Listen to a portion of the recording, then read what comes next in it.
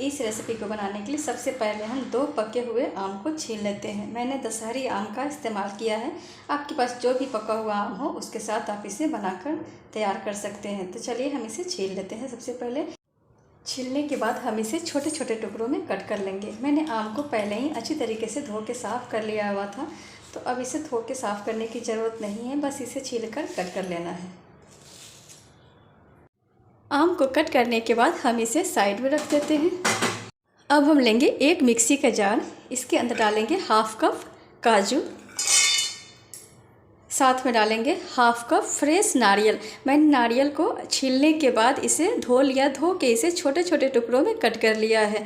तो चलिए हम डालते हैं काजू के साथ में ही इस नारियल को भी। साथ में डालेंगे बॉयल करके ठंडा किया हुआ दूध, ज़रूरत के हिसाब से डालेंगे और इसे एकदम बारीक पीस कर रेडी करेंगे।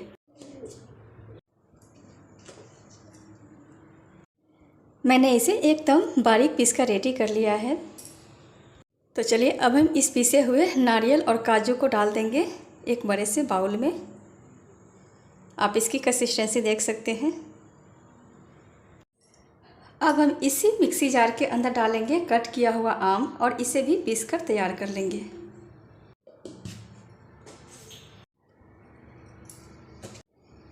इसे भी मैंने बहुत अच्छी तरीके से पीस कर तैयार कर लिया। तो चलिए अब हम इस रेसिपी को बनाना शुरू करते हैं।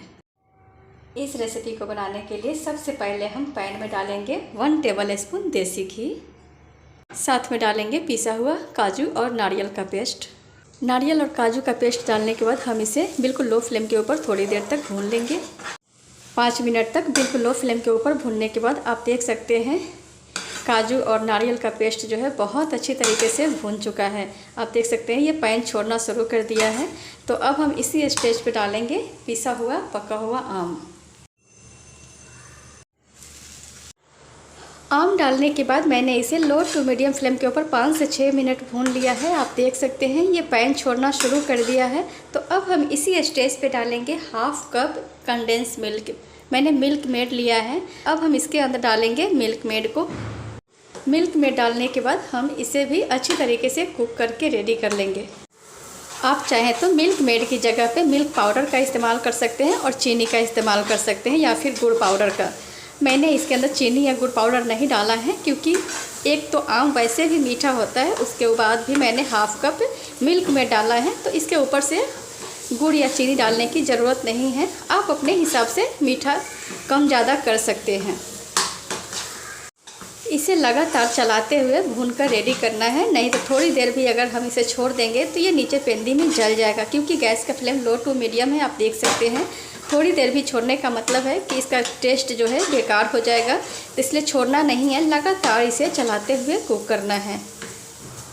आप देख सकते हैं 4 मिनट तक लो टू मीडियम फ्लेम के ऊपर कुक करने के बाद अब ये बिल्कुल रेडी हो चुका है। इसने पैन को छोड़ना शुरू कर दिया हुआ है।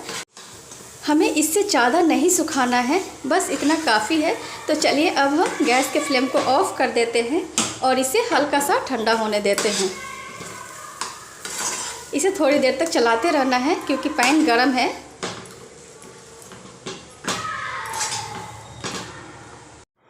आम का बैटर जब तक ठंडा हो रहा है तब तक हम एक प्लेट को थोड़ा सा घी डाल करके इसे ग्रीस कर लेते हैं।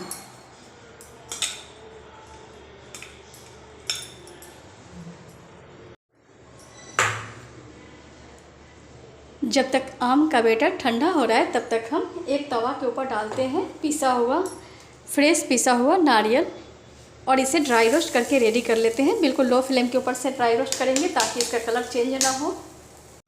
3 से 4 मिनट तक बिल्कुल लो फ्लेम के ऊपर रोस्ट करने के बाद आप देख सकते हैं ये बहुत अच्छी तरीके से रोस्ट हो चुका है। तो चलिए गैस के फ्लेम को ऑफ करते हैं और इसे ठंडा होने देते हैं। इसे तवा के ऊपर ही ठंडा होने देंगे ताकि ये अच्छी तरीके से रोस्ट हो जाए। यह आम का बैटर भी हल्का ठंडा हो चुका है, हाथ से छूने लायक हो चुका है। तो चलिए हम इसका आधा पार्ट जो है इससे ग्रीस किए हुए प्लेट में डाल देते हैं और आधे पार्ट को हम दूसरा रेसिपी बनाकर तैयार करेंगे। सबसे पहले हम अपनी हाथों में हल्का सा घी लगाएंगे और इसे अच्छी तरीके से फैला लेंगे। जितना मोटे साइज में आपको बनाना हो उतना मोटा इसे बनाकर तैयार करेंगे। मैंने इसे आधे प्लेट पे फैला दिया है और इसे हल्का मोटा रखा है। तो चलिए अब हम इसके ऊपर डालते हैं स्लाइस किया हुआ बादाम और इसे हल्के हाथों से थपथपा देंगे ताकि जो बादाम जो है इस बर्फ़ी के अंदर चिपक जाए।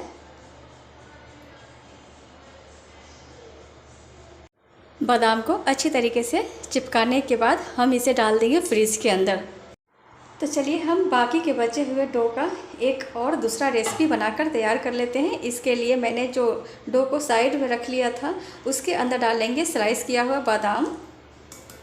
इसे मिक्स कर लेंगे। बादाम को अच्छी तरीके से मिक्स करने के बाद हम दोबारा से अपनी हाथों में घी लगाएंगे। घी लगाने के बाद हम इसे छोटा छोटा सा बॉल बनाकर तैयार कर लेंगे। आपको जिस भी साइज़ में बनाना हो उस साइज़ में इसका लड्डू बनाकर तैयार कर सकते हैं। आप देख सकते हैं कितना बढ़िया लड्डू बनकर तैयार हुआ है। लड्डू बनाने के बाद अब हम जो नारियल को ड्राई रोस्ट करके रेडी किए थे उसके अंदर इसे डस्ट कर लेंगे। इस तरीके से डस्ट करने के बाद इसे हल्का सा झाड़ लेंगे। अब ये बिल्कुल रेडी हो चुका है सर्व करने के लिए। तो चलिए इसी तरीके से हम बाकी के सारे लड्डू को बनाकर तैयार कर लेते हैं। सारे लड्डू को बनाने के बाद इसके ऊपर से हम डालेंगे टूटी फ्रूटी। टूटी फ्रूटी से गार्निश करने के बाद अब ये सर्व करने के लिए बिल्कुल रेडी हो चुका है। यहाँ बर्फ़ी को भी फ्रीज में रखे हुए आधा घंटा हो चुका है। ये हल्का ठंडा हो चुका है। तो चलिए अब हम इसे कट कर लेते हैं और सर्व कर देते हैं।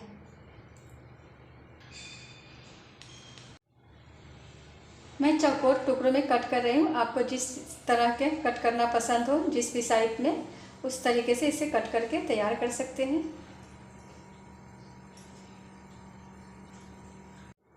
कट करने के बाद आप देख सकते हैं कितना बढ़िया तरीके से ये बर्फ़ी बनकर रेडी हुआ है।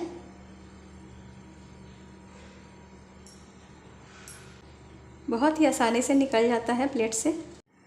इस तरह मैंने पके हुए आम के बर्फ़ी और लड्डू को सर्व कर दिया है। प्लीज़ इसे एक बार मेरे तरीके से बना के ज़रूर ट्राई करें। मुझे पूरा विश्वास है आपको ये रेसिपी बहुत ज़्यादा पसंद आएगी। अगर आपको मेरी ये रेसिपी अच्छी लगे तो प्लीज़ आप मेरे इस रेसिपी को एक लाइक करें, मेरे इस चैनल को सब्सक्राइब करें तथा बेल आइकन को भी प्रेस करें ताकि मेरी हर आने वाली एक नई और हेल्दी रेसिपी आप तक पहुंच सके। Thank you for watching.